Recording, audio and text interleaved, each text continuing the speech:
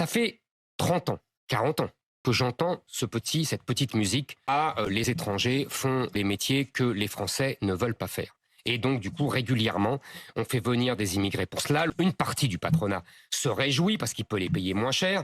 On régularise les clandestins. Et puis, ça ne cesse d'arriver sans fin. Et on arrive aujourd'hui à une situation catastrophique. Les métiers en tension, il faut bien comprendre que c'est pas seulement parce que les Français ne veulent pas les faire. Certains métiers, par exemple, effectivement, sont très durs dans l'agriculture ou dans le bâtiment.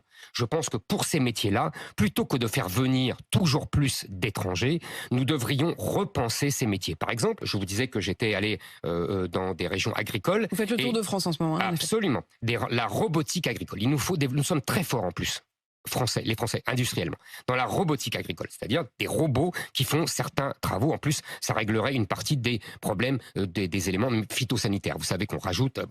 Donc ça, c'est une première chose. Il faut reconsidérer ces métiers. Il faut d'abord mieux donc payer les gens. Plutôt que des étrangers. Oui, absolument, des robots mieux que des étrangers. Et deuxièmement, par exemple, prenez l'exemple des restaurants. Vous savez, c'est surtout le problème des métropoles. Là, vous avez raison, à Paris, dans les grandes villes, dans les cuisines, il n'y a que des étrangers.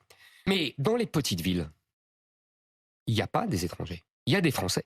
Donc ça prouve que ce n'est pas le métier qui est en cause. En revanche, c'est le fait que pour travailler dans des restaurants, il faut arriver tard, partir tard surtout, et qu'il faut habiter pas trop loin.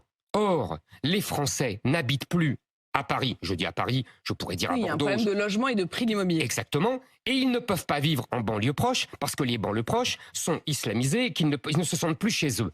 Et donc le résultat, c'est qu'ils doivent se mettre très loin. Et donc ils restent. Non, je vous assure que vous dites que les banlieues proches sont islamisées. Oui, je dis que les banlieues proches sont islamisées pour la plupart.